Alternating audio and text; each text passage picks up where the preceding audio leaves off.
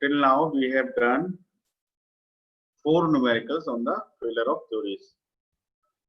Now we will do some more numericals today, and we will finish this topic today, ना theories of failures. इस topic से related आपकी जो भी queries हो वो आप आज डिस्कस कर लीजिएगा. In the next class we are going to start dynamic loading. So that I am sharing you the PowerPoint presentation.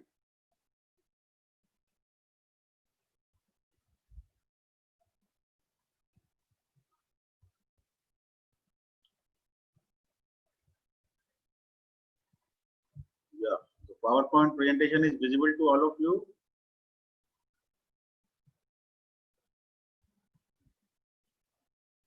Yeah, it is visible to all of you in full mode.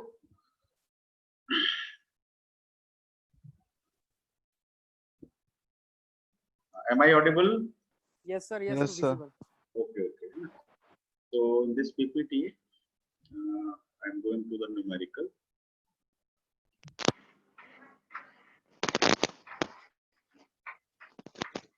This graph is very much clear, है ना? राहुल शर्मा है क्या class में? Yes, sir. Rahul Sharma के लिए भाई तालियां बनती हैं. उसने ये सारी कोडिंग मैटलैब के द्वारा करके उसने मुझे भेजा है और सारे शेप्स उसके डेवलप हो गए हैं. प्रिंसिपल स्ट्रेस थ्योरी से लेकर मैक्सिमम स्ट्रेन एनर्जी थ्योरी, मतलब पांचों थ्योरी की कोडिंग ही हैज कंप्लीटेड और कंबाइंड ग्राफ भी उसने बना लिया है ना. So very good work has been done by mister Rahul, है ना. तो उसके लिए एक बार क्लैपिंग कर दीजिए आप सब लोग अनम्यूट होके. Very good, very good. चलिए, थैंक यू. तो अब हम तो आगे चलते हैं. ये प्रॉब्लम हम कर चुके हैं नकल जॉइंट के ऊपर. ये प्रॉब्लम हम we have also done on the C clamp, है ना. One problem on knuckle joint, one problem on C clamp, and this problem on the bolt, है ना. Bolt problem we have done yesterday. So knuckle joint, bolt problem and C clamp, and this is a very general problem, है ना. तो अब इस problem में मैं थोड़ा सा आपको और बताना चाह रहा था कि कल काफी कुछ वो चल रहा था, है ना. यूनी एक्साइल, बाई एक्साइल क्या केस है. थोड़ा सा मैं आपको हल्का सा और हिंट दे रहा हूँ यहाँ पर. Let I first choose the pointer option. ठीक है, देखो जब हमारा सिग्मा 3 0 हो जाता है, जैसे कि इस केस में सिग्मा 3 0 हो गया, तो सिग्मा 3 0 होने से हमारे पास पहली थ्योरी है प्रिंसिपल स्ट्रेस वाली, है ना. तो उसको मैं बोलता हूँ एमपी एसटी. दूसरी थ्योरी है मैक्सिमम शियर स्ट्रेस एमएसएसटी, है ना. और तीसरी थ्योरी जो है वो स्ट्रेन वाली है ना, प्रिंसिपल स्ट्रेन. चौथी थ्योरी जो है वो डिस्टॉर्शन वाली है, डिस्टॉर्शन एनर्जी. और पांचवी थ्योरी जो है वो स्ट्रेन एनर्जी वाली है. ठीक है. तो जैसे ही सिग्मा 3 0 होता है तो स्ट्रेन एनर्जी के जो भी फॉर्मूले हैं, चाहे वो बाई एक्साइल के हों चाहे वो ट्राई एक्साइल के हों, है ना. तो ट्राई एक्साइल वाले फॉर्मूले में जब हम सिग्मा 3 को 0 पुट करते हैं तो वो बाई एक्साइल के फॉर्मूले में चेंज हो जाता है. सिग्मा 3 को आप 0 पुट करते हैं तो बाई एक्साइल के फॉर्मूले में चेंज हो जाता है. तो इस रेस्पेक्ट में आप ये कह सकते हैं कि जैसे ही सिग्मा 3 0 हुआ, इसका मतलब ये बाई एक्साइल केस है ना. तो आप इस थ्योरी के लिए कह सकते हैं, स्ट्रेन एनर्जी थ्योरी के लिए बिल्कुल ट्रू है कि जैसे ही सिग्मा 3 0 होगा तो बाई एक्साइल केस कन्वर्ट हो जाएगा. तो फिर हम जैसे ही ट्राई एक्साइल के फॉर्मूले में सिग्मा 3 पुट करते हैं तो वो बाई एक्साइल का फॉर्मूला जनरेट हो जाता है. ठीक है. सिमिलर केस होता है डिस्टॉर्शन एनर्जी के साथ. इसमें भी वही होता है, सिग्मा 3 को आप 0 पुट करेंगे तो बाई एक्साइल में कन्वर्ट हो जाता है. स्ट्रेन एनर्जी थ्योरी के साथ भी यही होता है ना.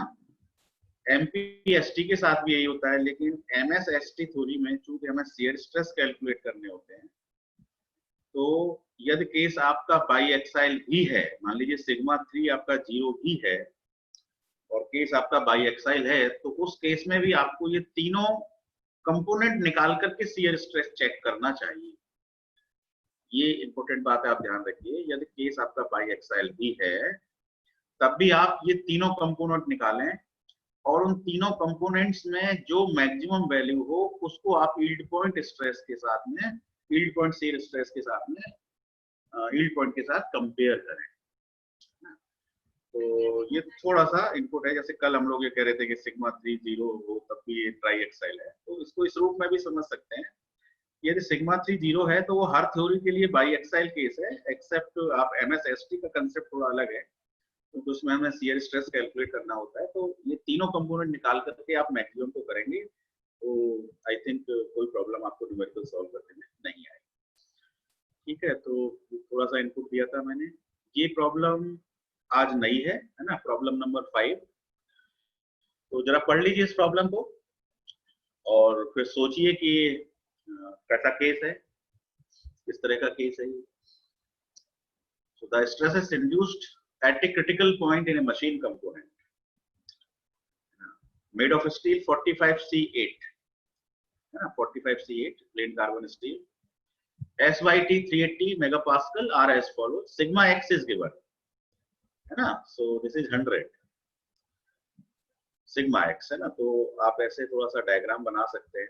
This is your sigma x, यहाँ पे डायरेक्टली स्ट्रेस गिवन है ना, तो there is no need to divide by the area because the direct stress is available. Sigma y, it is in y direction, so you can show in this way. Sigma y is 40 megapascal, है ना। both are plus. इसमें sign का भी बड़ा importance रहती है।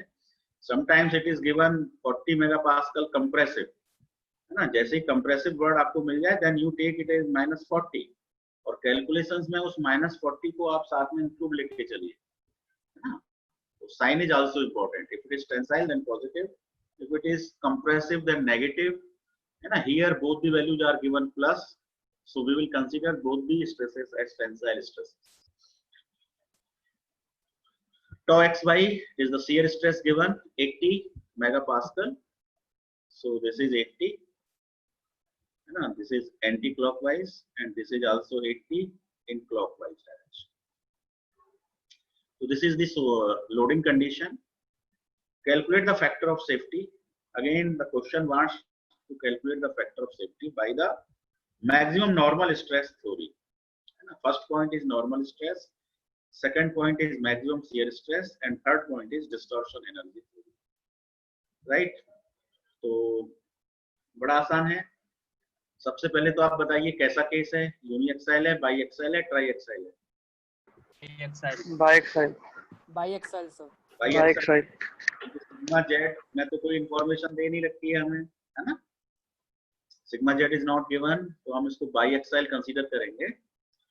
By exile consider करते ही हमको सिग्मा 1 कैलकुलेट कर लेंगे, सिग्मा 2 कैलकुलेट कर लेंगे, है ना। सिग्मा 1, 2 आप करें तो कल एक फॉर्मूला हमने बताया था, sigma x plus sigma y divide by 2 plus minus under root sigma x minus sigma, ये तो आप रट लीजिए फॉर्मूले, -2 प्लस 4 टाइम्स नहीं, only tau xy whole square, है ना। कभी कभी इसमें भी लोग गलती करते हैं, कई बार किन्हीं ऑथर्स की बुक्स में हाफ कॉमन होता है ना, तो हाफ कॉमन होने से यहाँ पर 4 टाइम्स tau xy स्क्वायर आ जाता है, तो उसको थोड़ा अपने तरीके से देख लीजिए। मतलब कई लोग इस वाली फिगर को इस तरह से लिखते हैं, हाफ ब्रैकेट के बाहर और वो अंदर में लिखते हैं sigma x minus sigma y whole square plus tau 4 times tau xy square, है ना। अब ये मीनिंग और ये मीनिंग एक ही है, नो डिफरेंस, तो उस पर थोड़ा कंफ्यूज मत होइए। कई बार लोग ऐसे लिख जाते हैं लेकिन यहाँ 4 लगा जाते हैं, तो वो 4 नहीं होगा, है ना। तो सिग्मा 1 2, अब देखिए sigma x is given 100, sigma y is given 40, है ना। और क्या चाहिए, tau xy is also given, तो डायरेक्टली आपको सिग्मा 1 और सिग्मा 2 निकालने में कोई प्रॉब्लम नहीं होगी, बड़े आराम से आप इस फॉर्मूले से निकाल सकते हैं। तो चलिए 1 मिनट 2 मिनट लगाइए और बताइए क्या वैल्यू आ रही है सिग्मा 1 की और सिग्मा 2 की, बताइए। आप लोग करिए, सिग्मा 1 कितना आ रहा है और सिग्मा 2 कितना आ रहा है, ये बताइए, जब तक मैं इसकी इंक क्लियर कर लेता हूँ।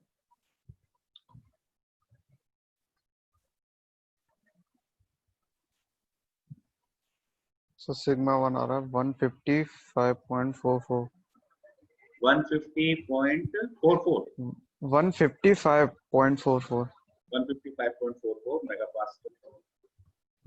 ठीक है, अच्छा ये चीजें जरूर ध्यान में रखिए, थोड़ा सा यूनिट कॉम्पेटिबिलिटी में भी कई बार बहुत मिस्टेक करते हैं लोग। और सिग्मा 2 आ रहा था माइनस के 15.44 -15.44 मेगा पास्कल। तो देखो प्रिंसिपल स्ट्रेस जो है, first principal stress is tensile in nature and second principal stress is compressive in nature.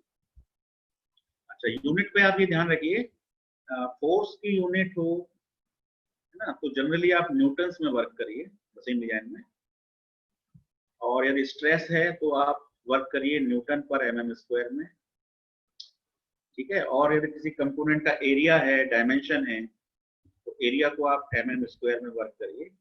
ये आपकी यूनिट कॉम्पेटिबिलिटी होनी चाहिए, न्यूटन और mm स्क्वायर है ना। इस यूनिट से आप काम करेंगे तो जब भी आपके आंसर्स आएंगे तो वो आंसर्स मिलीमीटर में आएंगे आपके डायमेंशंस के, है ना। कई बार ये स्ट्रेस हो सकता है न्यूटन पर मीटर स्क्वायर में दिया हो, है ना। तो इट इज योर ड्यूटी कि आप थोड़ा यूनिट्स का ध्यान रखते हुए कंसर्निंग यूनिट्स में वर्क करें, है ना, कंपेटेबल यूनिट्स में वर्क करें। तो मशीन डिजाइन में ऐसे काम करना थोड़ा ज्यादा इजी रहता है। अदरवाइज आप क्या करेंगे, ये मान लो ये न्यूटन पर मीटर स्क्वायर में दे रखा है, एरिया फिर आप मीटर स्क्वायर में लेना पड़ेगा, है ना। तो उस केस में आंसर फिर मीटर में आएगा 0.000 समथिंग, फिर आप उसको 1000 से मल्टीप्लाई करके फिर मिलीमीटर में चेंज करेंगे, है ना। That is also possible, but it is better कि आप अपनी यूनिट्स को न्यूटन और मिलीमीटर में कन्वर्ट करने की कोशिश करें, तो it will be much easier to calculate. तो यहाँ पे देखो सारी चीजें न्यूटन में दे रखी हैं, मिलीमीटर में दे रखी हैं, everything is in newton and millimetre. देख लीजिए कभी कभी यूनिट्स अलग होती हैं, देन यू चेंज इट। तो अभी ये जो आंसर्स हमको मिले हैं ये भी फिर न्यूटन पर mm स्क्वायर में ही मिले हैं, है ना, जो भी हमारे पास आंसर है। तो now sigma 1 is available, sigma 2 is available. बताओ विच सिग्मा इज ग्रेटर। तो maximum principal normal stress theory है ना, नॉर्मल स्ट्रेस थ्योरी का मतलब मैक्सिमम प्रिंसिपल स्ट्रेस थ्योरी, ये दोनों सिनोनिम्स हैं, है ना। ये MPST की बात चल रही है, मैक्सिमम प्रिंसिपल स्ट्रेस थ्योरी। इसी को मैक्सिमम नॉर्मल स्ट्रेस थ्योरी भी बोलते हैं, है ना, बोथ आर सेम। तो MPST के अकॉर्डिंग सिग्मा 1 यदि ग्रेटर है तो सिग्मा 1 को कंपेयर करते हैं यील्ड पॉइंट के साथ, यदि सिग्मा 2 ग्रेटर है तो सिग्मा 2 को कंपेयर करते हैं। तो यहाँ पर बताइए सिग्मा 1 ग्रेटर है या सिग्मा 2 ग्रेटर है। सिग्मा 1 सिग्मा 1 ग्रेटर है, तो sigma 1 will be compared with design stress. तो sigma 1 divide is equal to SYT divide by FS। So this will give you 155.44. The SYT is given 380 in the question, so it is 380 divided by factor of safety is also mentioned in the question. Calculate करना है ना, calculate is unknown value, so that is FS. So find FS. 380 divided by 155.44. बताइए कितना answer आ रहा है। 2.44 आ रहा है sir. 2.44 and देखो आंसर कितना दिया हुआ है नीचे, 2.44 is the answer, है ना। So first part is complete. ठीक है, in the similar fashion you can complete the other two part, है ना, बड़े आराम से कर सकते हो। अब क्या आ रहा है, maximum shear stress theory. The maximum shear stress theory, इस थ्योरी से करना है। ठीक है, तो इस थ्योरी के अकॉर्डिंग करने के लिए अगेन आपको वही आइडिया ध्यान में रखना है कि केवल सिग्मा 1 माइनस सिग्मा 2/2 से काम नहीं चलने वाला है, आपको तीनों चीजों को कंपेयर करना चाहिए, है ना। तो चलिए यहाँ पर हम निकाल लेते हैं, पहले इसको जरा सा। तो शियर स्ट्रेस थ्योरी के अकॉर्डिंग कंसेप्ट ये कहता है कि मैक्सिमम टॉ निकालिए आप, टॉ मैक्सिमम। तो टॉ मैक्सिमम कैसे निकलेगा, सिग्मा 1 माइनस सिग्मा 2/2। ठीक है, दूसरा निकलेगा सिग्मा 2 माइनस सिग्मा 3/2। अब सिग्मा 3 0 है, क्योंकि इस पर्टिकुलर केस में सिग्मा 3 के बारे में तो कोई इंफॉर्मेशन है ही नहीं, है ना, ये बाईएक्साइल केस है। तो सिग्मा 3 0 होने की वजह से सिग्मा 2 माइनस सिग्मा 3, तो एक सिग्मा 2/2 ले सकते हैं आप इसे, है ना, सिग्मा 2/2। और उसी तरह से sigma 1 minus sigma 3/2, you can take sigma 1/2। और ये एब्सोल्यूट वैल्यू लेनी है आपको, ये सारी की सारी एब्सोल्यूट वैल्यू। ठीक है, अब आप इसमें ये देख सकते हैं मैक्स सिग्मा 1 आपका था 155 पॉइंट कितना था, 155.55 कितना था बताइए। वन सिग्मा 1 अभी आपने निकाला बताया था मुझे 155.44 और सिग्मा 2 आपका कितना था माइनस में, माइनस हाँ 15.44 -15.44 यस डिवाइडेड बाय 2। 2 ठीक है, अब एक चीज और ध्यान रख लो कि यदि सिग्मा 1 और सिग्मा 2 दोनों अपोजिट नेचर के हों, ठीक है, मान लो सिग्मा 1 पॉजिटिव है सिग्मा 2 नेगेटिव है, दोनों ही अपोजिट नेचर के हैं, एक टेंसाइल एक कंप्रेसिव है, तो ऐसे केस में यही वाला स्ट्रेस मैक्सिमम होता है, सिग्मा 1 माइनस सिग्मा 2/2 ही मैक्सिमम होता है, तो बाकी दोनों को आप छोड़ सकते हैं, क्योंकि अपोजिट नेचर होने के कारण माइनस माइनस क्या हो जाएगा प्लस, तो प्लस होने से ये वाली वैल्यू ही मैक्सिमम आएगी as compare to these two values. ठीक है, तो जब अपोजिट नेचर के हों तब ये वाला कंपोनेंट मैक्सिमम होता है, और यदि सेम नेचर के हों तो फिर आपको तीनों निकाल के फिर देखना चाहिए कौन सा बड़ा है ना, उनमें जो बड़ा है फिर उसका जो हाफ होगा वो बड़ा हो जाएगा। तो चलिए कुल मिलाकर आपको तीनों में कंपेयर ही करना है, तो अब यही वाला स्ट्रेस सबसे ज्यादा होगा। यदि आप कॉमन लगा के देखें तो सिग्मा 2/2 में क्या होगा 155.44/2, ये तो वैल्यू कम ही आएगी इस वाली वैल्यू से, और दूसरा 15.44/2 हो जाएगा, तो ये भी लेस होगा ये भी लेस होगा, यही सबसे ज्यादा ग्रेटर होगा। तो अब इसको सॉल्व कर दीजिए, कितना आ रहा है ये 155, ये प्लस 85.44 डिवाइड बाय 2 करने के बाद है ना, यस सर 85.44 मेगा पास्कल हमको मिल गया मैक्सिमम शियर स्ट्रेस। अब ये थ्योरी कहती है कि मैक्सिमम शियर स्ट्रेस को आप कंपेयर कर दीजिए किसके साथ, यील्ड बॉन्ड शियर स्ट्रेस के साथ।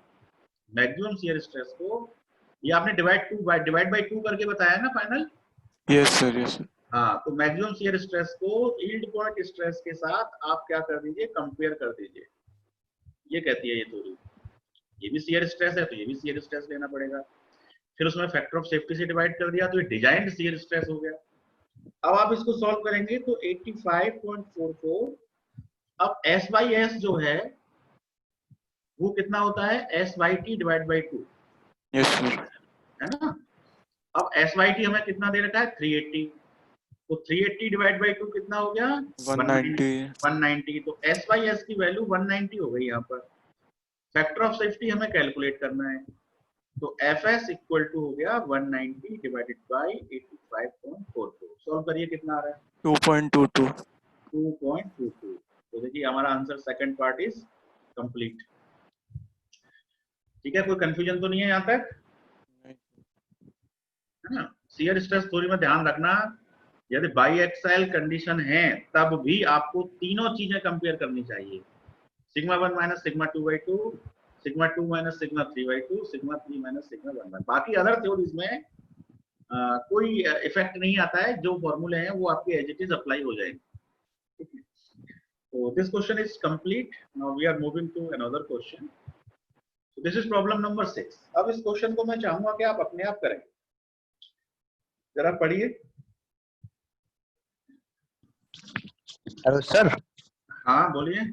सर अगर मान लो यूनिएक्सल दिया है तो शियर स्ट्रेस थ्योरी केस में फिर सिग्मा 2 और सिग्मा 3 0 कंसीडर करने पड़ेंगे। यूनिएक्साइल के केस में तो हर थ्योरी एक ही बात करती है ना। देखो मान लो हम sigma 1 minus sigma 2/2, sigma 2 minus sigma 3/2, sigma 3 minus sigma 1/2, ये ट्राइएक्साइल केस है, ठीक है। Yes sir. अब जब ये बाई में कन्वर्ट होगा तो आप सिग्मा 3 को 0 पुट कर रहे हैं, तो आपका आंसर आएगा सिग्मा 1 माइनस सिग्मा 2/2, ठीक है, और आपका आएगा सिग्मा 2/2 और आएगा आपका सिग्मा 1/2। ये तीन कंपोनेंट्स में आप मैक्सिमम देख रहे हैं बाई एक्साइल में। Yes sir. अब आप यूनिएक्साइल कर लो, सिग्मा 2 को भी 0 कर दो, तो ये सिग्मा 2 0 हो गया, तो क्या आ गया आपका सिग्मा 1/2 पहला कंपोनेंट, दूसरा कंपोनेंट क्या आ गया आपका 0 आ गया। सिग्मा 3 0 है, सिग्मा 2 भी 0 है, 0 माइनस 0/2 0 ही आ गया, ये भी 0 ये भी 0 है ना। सिग्मा 3 0 लेकिन सिग्मा 1/2 तो 0 नहीं है, तो ये Yes, sir. कितना आ गया माइनस सिग्मा 1/2। 1/2. तो एक में यूनिएक्साइल में एक तरफ आया प्लस सिग्मा 1, एक में आया माइनस सिग्मा 1, लेकिन हम जब एब्सोल्यूट वैल्यू लेंगे तो वो कुल मिला के कितना हो जाएगा सिग्मा। Sigma 1/2. तो यूनिएक्साइल में कोई क्या फर्क पड़ा। अब भाई सिग्मा 1 मान लो एक तरफ एक्ट कर रहा है तो शियर स्ट्रेस सिग्मा 1/2 हाफ होता है, हम हाफ ले लेते हैं। यदि आप इस स्टाइल से लेंगे तब भी आप वही अचीव करेंगे, नो प्रॉब्लम। Okay, sir. चलिए तो अब हम आते हैं, हाँ इस प्रॉब्लम को जरा सा पढ़िए क्योंकि बोल्ट पर हम we have already done one question, तो इसमें जरा देखिए। Yes, sir. ये भी बोल्ट का ही क्वेश्चन है, तो आप ये अपनी प्रैक्टिस के फॉर्म में ले सकते हैं इसको, प्रैक्टिस के लिए थोड़ा सा बस पढ़ के देख लीजिए, मैं इसे सॉल्व नहीं कराऊंगा। The load on a bolt consist of an axial pull, है ना। तो देखो बोल्ट की, ये बोल्ट मान लेते हैं हम, हॉरिजॉन्टली रखा हुआ है ना। मान लीजिए बोल्ट को यदि आप वर्टिकली रखा हुआ मानेंगे, क्योंकि बोल्ट की लेंथ अधिक होती है, डायमीटर कम एज कंपेयर टू लेंथ कम ही होगा। तो ये मानिए कि हॉरिजॉन्टल कंडीशन में बोल्ट की पोजीशन है और ये वर्टिकल कंडीशन में बोल्ट की पोजीशन है।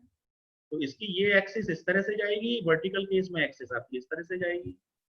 तो यदि आप ये वाला केस अज्यूम कर रहे हैं तो आपके लिए एक्साइल पुल एक्स डायरेक्शन में मान लिया जाएगा। एक्साइल पुल कितना है 10 किलो न्यूटन, तो एक्साइल पुल इधर मान लिया जाएगा। यदि आप वर्टिकल कंडीशन में यूज कर रहे हैं तो आपका एक्साइल पुल इधर मान लिया जाएगा। कल एक कोई क्वेश्चन कर रहा था ना कि आपने उसे वाई में क्यों नहीं अज्यूम किया। तो बोल्ट की एक्सिस को आप देखिए, बोल्ट की एक्सिस जो है वो लॉन्गिट्यूडनल टू लेंथ है, तो लेंथ की डायरेक्शन में ही आपको 10 किलो न्यूटन फोर्स अज्यूम करना है ना। अब वो आप देख लीजिए बोल्ट की पोजीशन आप किस तरह से बना रहे हैं।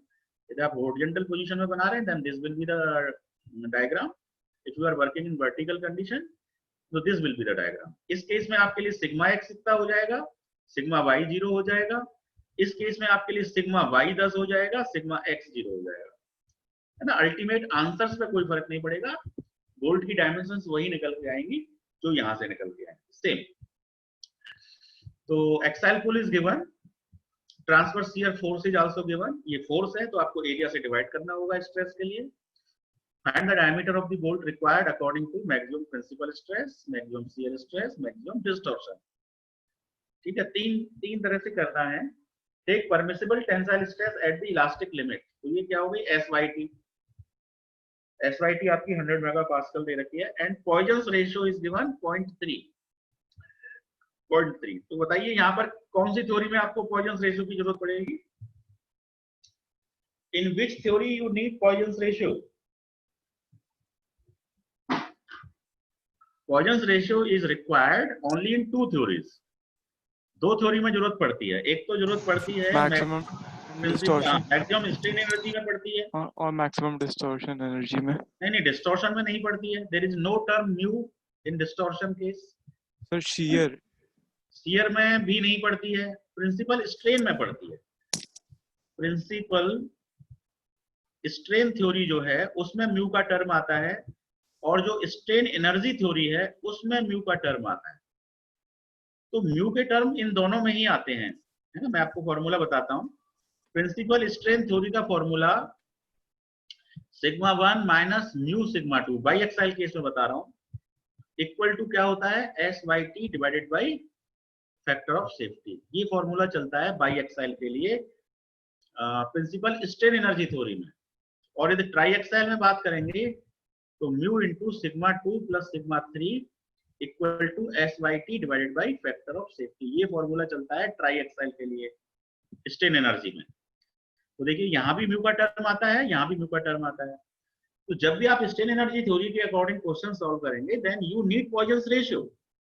If it is given in question well and good, not if it is not given then assume it, है ना, either 0.3 0.35 whatever.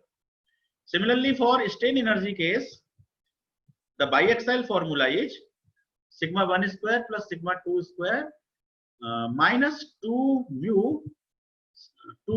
is the Poisson's ratio, 2 mu sigma 1 sigma 2 equal to SYT divided by factor of safety whole square. So this is the formula for biaxial case. Again the term mu is there, so you need Poisson's ratio for this theory. And triaxial case is again इसी तरह से है, sigma 1 square plus sigma 2 square plus sigma 3 square minus 2 mu bracket sigma 1 sigma 2 sigma 2 sigma 3 sigma 3 sigma 1 equal to SYT divided by factor of safety whole square. तो again you need mu. तो दो ही theory ऐसी हैं जिनमें आपको mu की requirement होती है। तो अब ये बताइए इस पॉइंट 3 का आप यहाँ पे कौन सी थ्योरी में यूज करेंगे? एनीवन?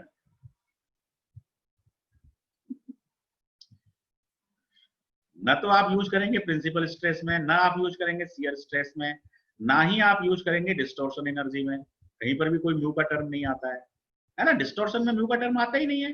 डिस्टॉर्शन का formula sigma 1 square plus sigma 2 square minus sigma 1 sigma 2 equal to SYT divided by factor of safety whole square. ना तो बाई एक्साइल में फॉर्म आता है ना ट्राई एक्साइल में। तो एनीवन बताइए इस पॉइजन रेशियो का क्या यूज करोगे आप यहाँ पर?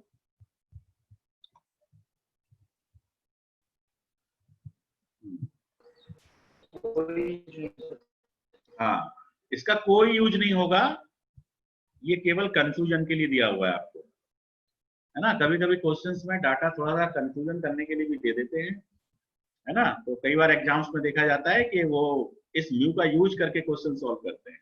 डिस्टॉर्शन एनर्जी में या कहीं पर भी म्यू को जरूर यूज करते हैं बच्चे, है ना। तो be careful, if it is not needed then don't use it. भले ही वो क्वेश्चन में गिवन है, डोंट यूज इट। तो इसकी आपको यहाँ पर कहीं भी जरूरत नहीं पड़ने वाली है, क्योंकि ना तो यहाँ प्रिंसिपल स्ट्रेन थ्योरी है, ना यहाँ पर मैक्सिमम स्ट्रेन एनर्जी थ्योरी है। दोनों में से कोई भी थ्योरी नहीं है। तो ये क्लियर हो गया। कभी कभी आपको एक्स्ट्रा डाटा भी क्वेश्चन में हो सकता है, डोंट कंफ्यूज विद दैट। तो कर लेंगे अब आप इसे, ठीक है। इसको कर लोगे आराम से ना, इसमें कुछ है ही नहीं। fx दिया है, fy दिया है, एरिया से डिवाइड करोगे स्ट्रेस आ जाएगा, है ना। स्ट्रेस आ जाएगा, ये ट्रांसवर्स स्ट्रेस हो जाएगा, ये नॉर्मल स्ट्रेस हो जाएगा। उससे सिग्मा 1 और सिग्मा 2 निकाल लोगे। फिर मैक्सिमम प्रिंसिपल स्ट्रेस थ्योरी लगा दोगे। जो सिग्मा 1 बड़ा होगा तो सिग्मा 1 को डिजाइन स्ट्रेस के इक्वल कर दोगे। ऐसी शियर स्ट्रेस में तीनों कंपोनेंट में जो बड़ा होगा वो कर लोगे, है ना। उसी प्रकार डिस्टॉर्शन एनर्जी का फॉर्मूला लगा करके, सारे तो सिग्मा 1 सिग्मा 2 बेस्ड होती है थ्योरीज, तो इसमें ख्याल से इसमें कोई प्रॉब्लम नहीं। तो आप लोग बताएं, मैं आगे चलूं? कर लेंगे आप इसे या मैं सॉल्व करूं? सही है।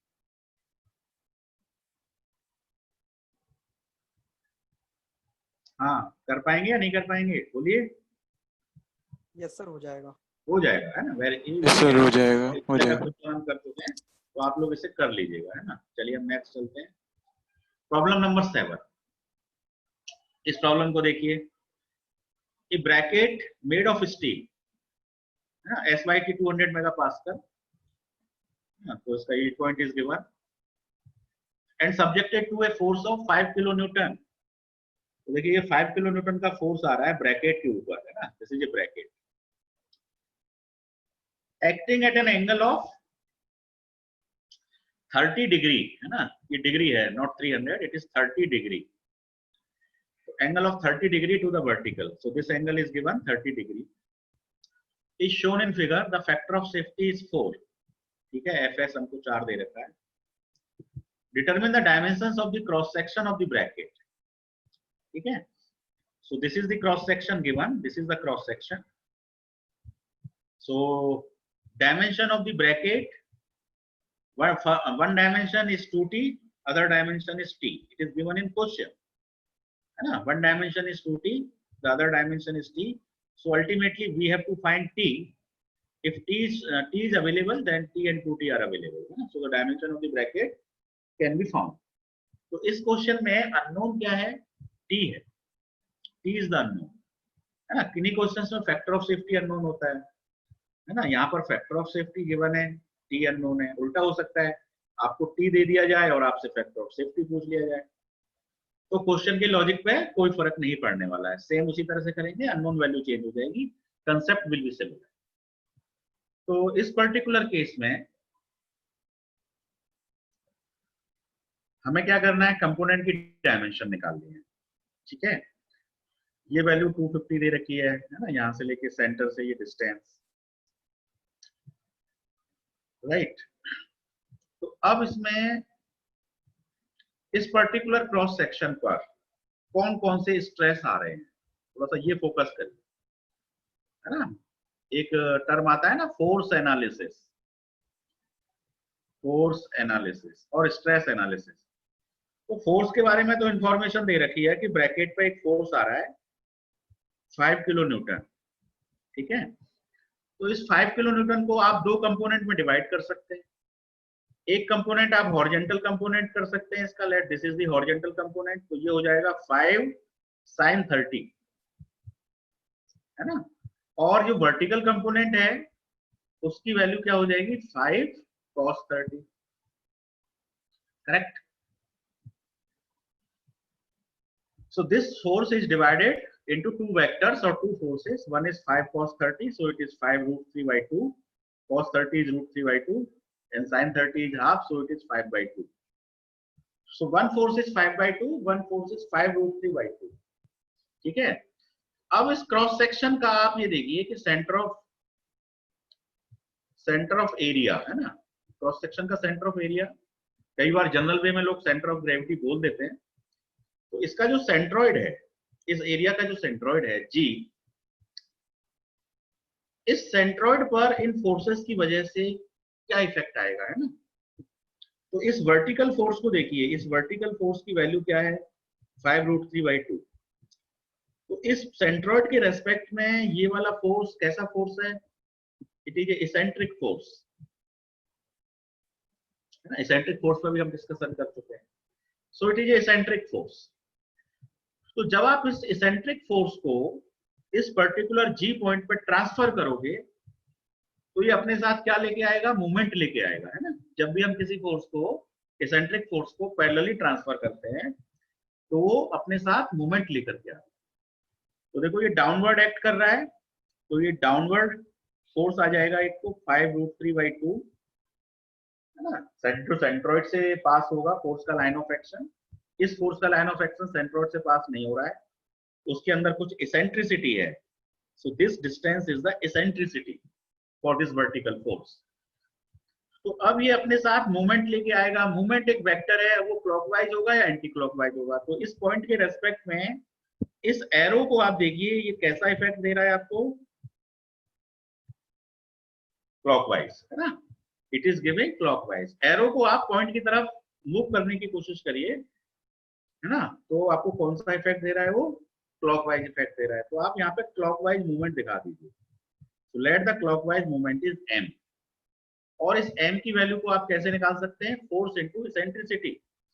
फोर्स की वैल्यू कितनी है, 5 root 3 by 2 multiplied by eccentricity. Eccentricity question में दे रखी है क्या, देखिए जरा, क्वेश्चन में एसेंट्रिसिटी दे रखी होनी चाहिए, है ना।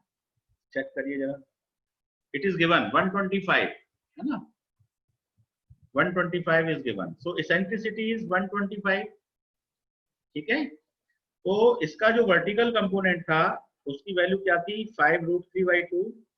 इस 5 रूट 3 by 2 को हमने सेंट्रॉइड पे ट्रांसफर किया, तो ये 5 रूट 3 by 2 का फोर्स आ गया, और साथ में एक मोमेंट लेकर के आया, क्लॉकवाइज मूवमेंट, और उस क्लॉकवाइज मूवमेंट की वैल्यू हुई force, this is the force, multiplied by eccentricity is 125।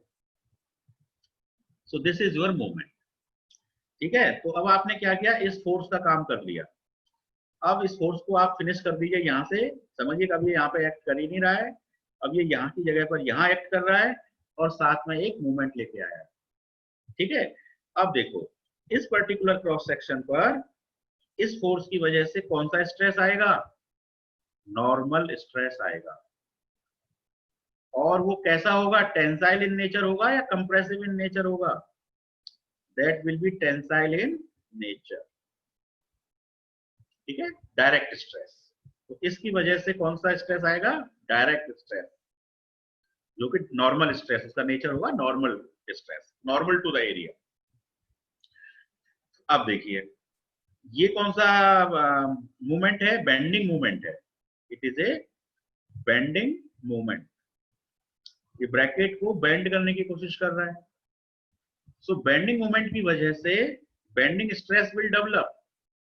So bending stress is sigma B, and sigma B is given by my divided by I। तो movement की वजह से, movement हमें मान लीजिए जो भी है ये वैल्यू हमें पता है। y क्या होता है, न्यूट्रल एक्सिस से टॉप फाइबर की डिस्टेंस, न्यूट्रल एक्सिस से टॉप फाइबर की डिस्टेंस।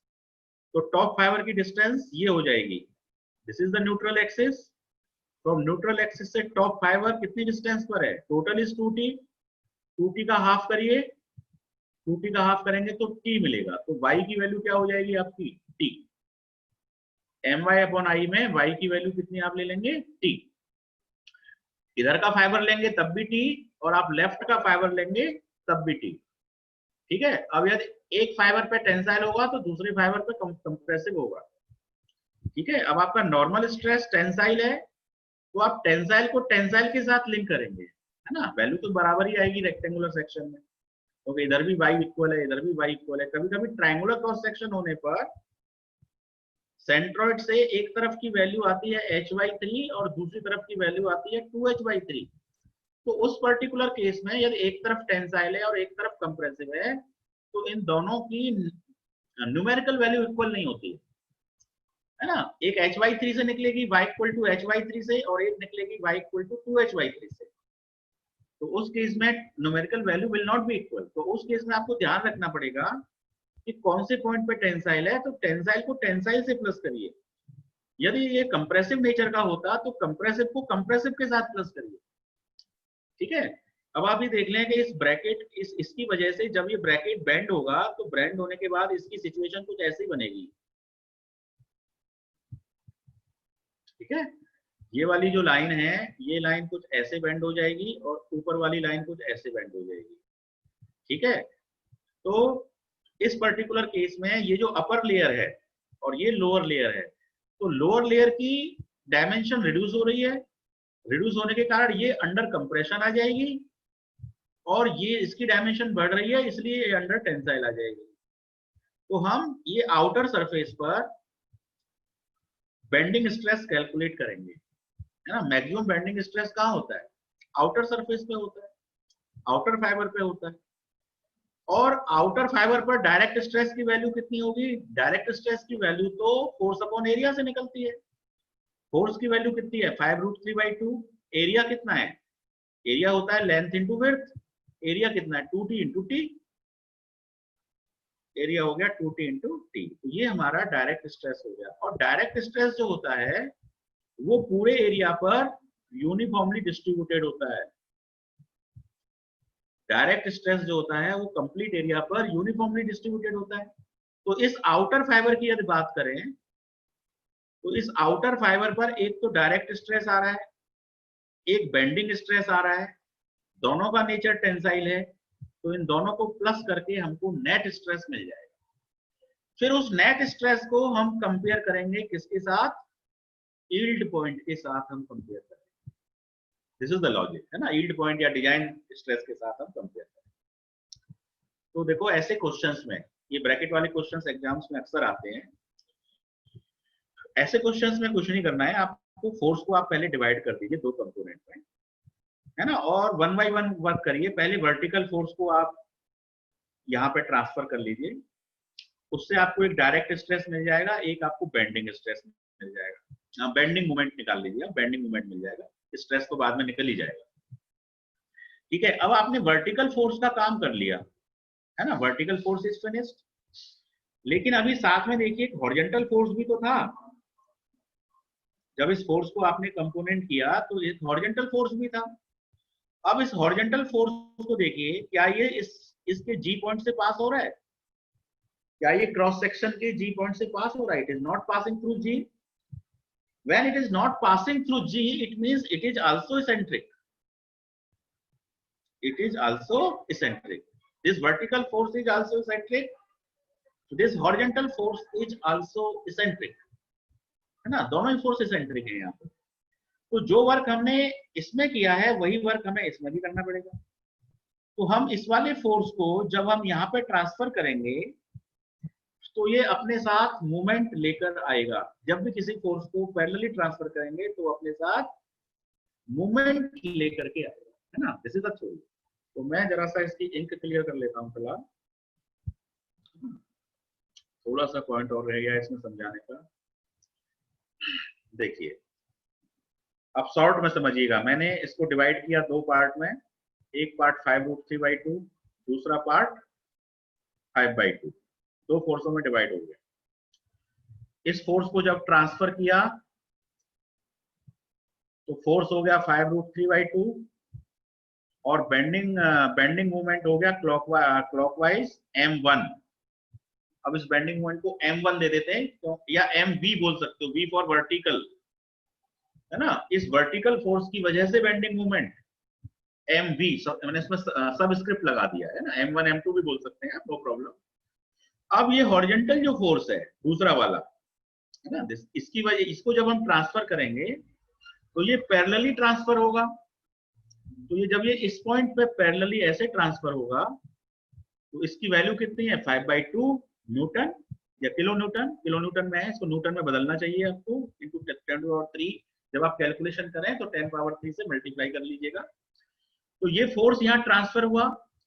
अब ये फोर्स अपने साथ मोमेंट भी लेके आएगा। अब उस मोमेंट की डायरेक्शन देखिए, इस पॉइंट को फिक्स कर दीजिए, ये इसका एरो है। इस एरो को जब आप इस पॉइंट की तरफ लाएंगे, जी पॉइंट की तरफ लाएंगे, तो आपका कैसा मूवमेंट बन रहा है, अगेन क्लॉकवाइज ना, इट इज अगेन क्लॉकवाइज।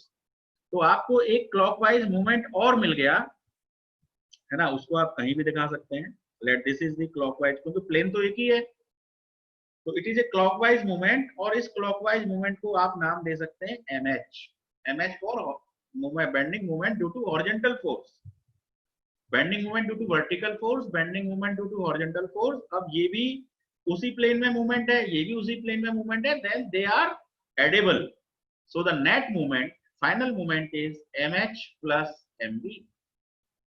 तो आपका नेट मूवमेंट अब ये हो गया। अब इस नेट मूवमेंट की वजह से कुछ बेंडिंग स्ट्रेस डेवलप होगा, तो आप उस नेट बेंडिंग स्ट्रेस को निकालिए, अलग अलग बेंडिंग मूवमेंट का स्ट्रेस मत निकालिए, टोटल बेंडिंग मूवमेंट ऑब्जर्व करिए, what is the total bending movement coming on that particular cross section, और उस क्रॉस सेक्शन पर उस मूवमेंट की वजह से what is the maximum bending stress. तो मैक्सिमम बेंडिंग स्ट्रेस कहां पे एक्ट करता है, या तो आउटर फाइबर पर या फिर लोअर फाइबर पर, ठीक है। तो ये हमने ट्रांसफर कर दिया। अब देखो, हेलो सर, इस 5/2 की वजह से, ये जो 5/2 है, इसकी वजह से कौन से स्ट्रेस डेवलप होंगे बताइए। इस 5√3/2 की वजह से कैसा स्ट्रेस डेवलप हो रहा था, सर डायरेक्ट और बेंडिंग नहीं, इस फोर्स की वजह से तो केवल डायरेक्ट हो रहा था, और mv की वजह से बेंडिंग हो रहा था, बेंडिंग हो रहा था। हाँ क्लियर। यस अब इस 5/2 की वजह से कैसा स्ट्रेस डेवलप होगा, और mh की वजह से कैसा डेवलप होगा। तो mh का तो बिल्कुल क्लियर है कि बेंडिंग ही डेवलप होगी, तो इन दोनों को तो ऐड कर सकते हैं, mh और mv को हम क्या कर सकते हैं, प्लस कर सकते हैं, नेट मूवमेंट निकाल सकते हैं। अब ये जो फोर्स है, ये वाला फोर्स 5/2, ये कैसा स्ट्रेस देगा, ठीक है, because this force is acting in the plane of the cross section, है ना, एरिया के प्लेन में एक्ट कर रहा है ये फोर्स, तो इसकी वजह से ये शियर स्ट्रेस देगा, ठीक है। ये वाला फोर्स एरिया के परपेंडिकुलर है, तो ये आपका नॉर्मल स्ट्रेस दे रहा है, वर्टिकल वाला फोर्स, और जो हॉरिजॉन्टल फोर्स है वो आपका शियर स्ट्रेस दे रहा है। तो देखो पोजीशन थोड़ी सी कॉम्प्लिकेटेड हो गई, नॉर्मल स्ट्रेस भी एक्ट कर रहा है, शियर स्ट्रेस भी एक्ट कर रहा है, बेंडिंग मूवमेंट भी एक्ट कर रहा है। अब एज ए डिजाइनर, है ना, आपको इन तीनों चीजों से कंबाइंड करके नेट स्ट्रेस देखना है, स्ट्रेस एनालिसिस करनी है ना, कंपोनेंट कब फेल होगा, किस स्ट्रेस, तो उसको हम डिजाइन स्ट्रेस के साथ कंपेयर करेंगे, करेक्ट। तो देखो आपको ये पता है कि देखो नॉर्मल स्ट्रेस भी एक्ट कर रहा है, शियर स्ट्रेस भी एक्ट कर रहा है, तो ये लोडिंग कंडीशन कुछ इस तरह की हो गई, नॉर्मल स्ट्रेस भी एक्ट कर रहा है, शियर स्ट्रेस भी एक्ट कर रहा है, sigma X tau X Y, ये कंडीशन से तो आप परिचित हैं, अभी पहले भी हमने क्वेश्चंस किए हैं, कह रहे हैं ना। तो अब ये जो शियर स्ट्रेस है 5/2 का, ये आप ये लगा लीजिए कि इस पर्टिकुलर एरिया पे एक नॉर्मल स्ट्रेस है, 5√3/2 की वजह से, जो भी डिवाइड बाई एरिया करके आएगा 5√3/2a, ये आपका स्ट्रेस हो जाएगा नॉर्मल स्ट्रेस, है ना। इस डायरेक्शन को यदि आप y डायरेक्शन अज्यूम करते हैं तो आप सिग्मा y लिख सकते हैं, है ना। तो sigma y equal to 5√3/2a, y direction, ठीक है। अब ये शियर स्ट्रेस देगा तो शियर स्ट्रेस की जो वैल्यू आएगी वो आएगी 5/2 डिवाइडेड बाई एरिया, तो शियर स्ट्रेस हो जाएगा 5/2a। तो ये जो 5/2a है ये बेसिकली आपका टॉ xy है, सो इट इज 5/2a, है ना, ये टॉ xy है। तो अब बताओ ये लोडिंग कैसी है, यूनिएक्साइल है बाई एक्साइल है?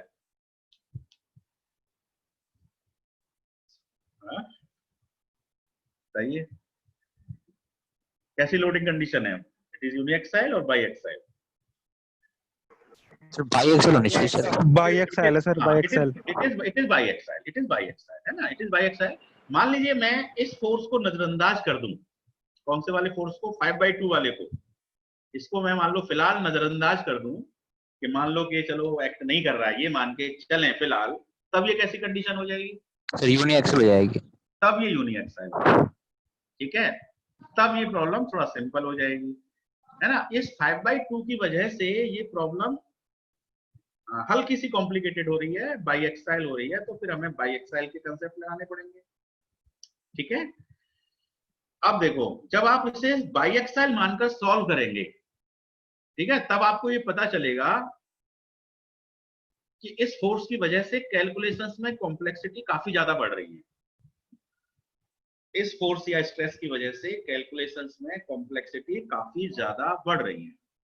तो जनरली ये सजेस्ट किया जाता है कि ये वाले फोर्स की वजह से जो शियर स्ट्रेस आएगा उसकी वैल्यू का इफेक्ट इधर नॉर्मल स्ट्रेस में, है ना। तो नॉर्मल स्ट्रेस कैसे निकालते हैं, जो भी फॉर्मूला होता है, तो इस वैल्यू की वजह से कंबाइंड नॉर्मल स्ट्रेस पर बहुत ज्यादा फर्क नहीं आता है। मतलब यदि आप इस फोर्स को नजरअंदाज भी कर दें तो आपकी कैलकुलेशंस में जो कंपोनेंट की डायमेंशंस आएंगी उनमें बहुत ज्यादा फर्क नहीं होगा, थोड़ा बहुत फर्क होगा। जैसे इसको कंसीडर करे बिना यदि आंसर 21.5 आ रहा है तो इसको कंसीडर करके हो सकता है 21.8 आ जाए, पॉइंट्स में वेरिएशन आएंगे, मतलब ऐसा नहीं होगा कि 21 की जगह 23 आ गया या 19 आ गया। तो जनरली क्या करते हैं लोग, इस वाले स्ट्रेस को वो नजरअंदाज कर देते हैं, मतलब शियर कंपोनेंट को वो कर देते हैं, मान लो it is very less, its effect is neutral, ना, it is not having so impact, तो वो इस फोर्स को नजरअंदाज करते हैं, प्रॉब्लम को यूनिएक्साइल बना करके प्रॉब्लम को सॉल्व कर देते हैं, है ना। क्योंकि बेंडिंग के केस में जो मेजर इम्पैक्ट होता है वो इस बेंडिंग मूवमेंट का होता है, इसकी वजह से नॉर्मल स्ट्रेस सबसे ज्यादा डेवलप होता है। फिर उसके साथ हम डायरेक्ट स्ट्रेस जोड़ ही रहे हैं, तो नॉर्मल स्ट्रेस थ्योरी यदि हम लगा रहे हैं, ठीक है, इसको डिजाइन करने के लिए मान लीजिए, तो उस पर्टिकुलर केस में bending is important, normal direct normal is important, but direct shear is very less important. So that's why हम इसको क्या करेंगे, नेग्लेक्ट कर देंगे। आप दोनों तरह से सॉल्व करके देखना क्वेश्चन को, इसको इंक्लूड करके भी देखना, है ना, और बिना इंक्लूड करे भी देखना। बिना इंक्लूड करे आप क्वेश्चन 2 मिनट में सॉल्व कर लोगे, इंक्लूड करने के बाद आप देखना आपकी कैलकुलेशन कॉम्प्लेक्सिटी ज्यादा कॉम्प्लेक्स हो जाएंगी, फिर आप कहेंगे हाँ ये सर सही कह रहे थे, इसमें अजम्पशन लेना ही ठीक रहेगा, है ना। तो दोनों तरह से प्रयास करिएगा, एक बार इंक्लूड करके भी, एक बार बिना इंक्लूड करके भी। तो अभी हम इस क्वेश्चन को यहाँ पर बिना इंक्लूड करे सॉल्व करेंगे। तो अभी हमारे पास टाइम कितना है, टाइम होने को ही है ना। तो चलिए हमें क्या करना होगा, डायरेक्ट स्ट्रेस तो हमने निकाल ही लिया है, बेंडिंग स्ट्रेस और निकाल लेते हैं। तो बेंडिंग स्ट्रेस क्या हो जाएगा, My/I, है ना। अब m की वैल्यू देखिए क्या हो जाएगी, m क्या होता है, फोर्स इनटू डिस्टेंस।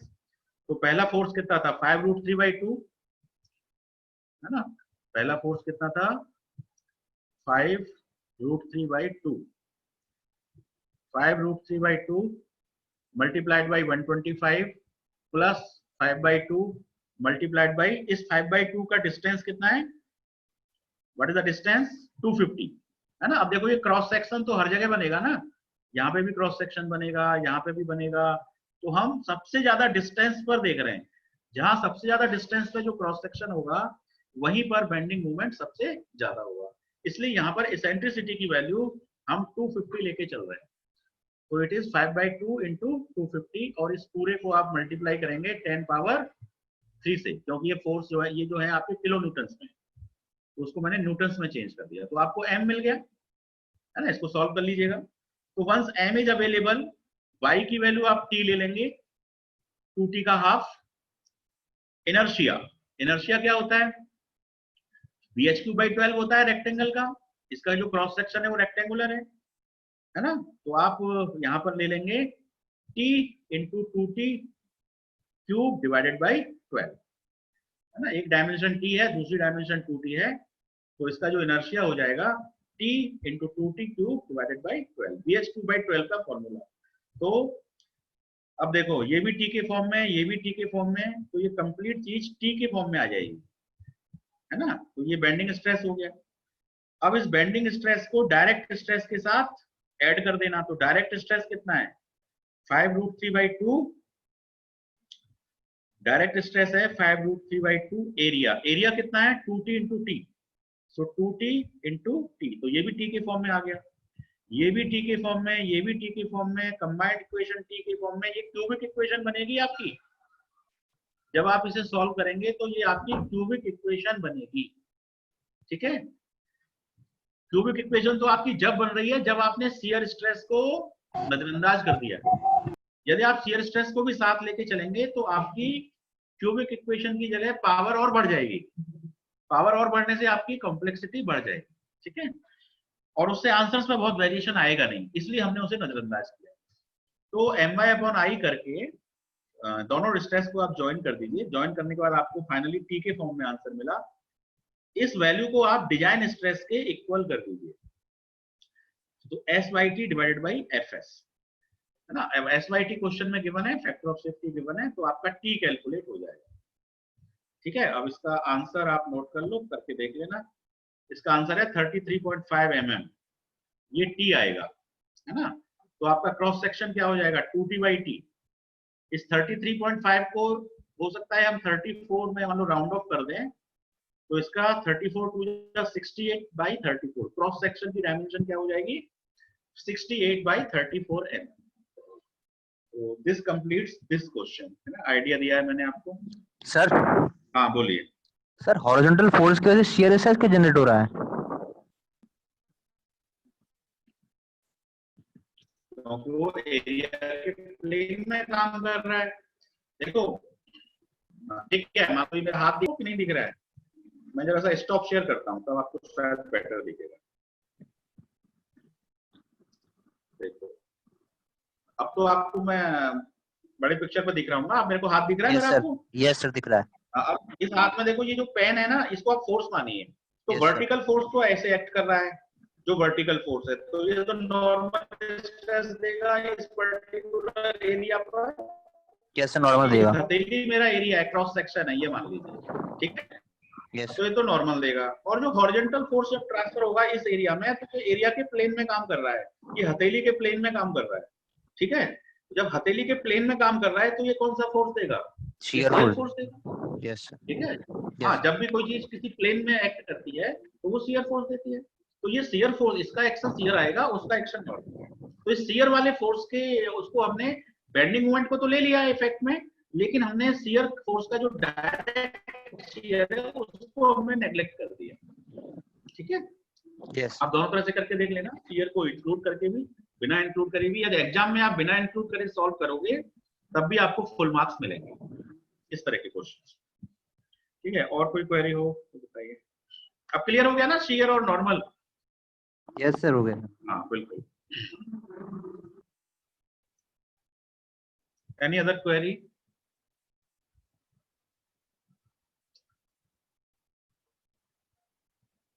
एंड करें फिर क्लास, यदि क्वेरी नहीं है तो ठीक है। अब हमारा ये theory of failure chapter complete हो गया है ना। नेक्स्ट क्लास में we are going to start dynamic loading, ठीक है। थोड़ा सा पढ़ के आइएगा, डायनेमिक लोडिंग को बुक्स में थोड़ा सा पढ़ेंगे, आइडिया रहेगा तो बेटर समझ में आएगा, ओके। पहले हम बात करेंगे स्ट्रेस कंसंट्रेशन पर। Next class. चलिए, थैंक यू वेरी मच।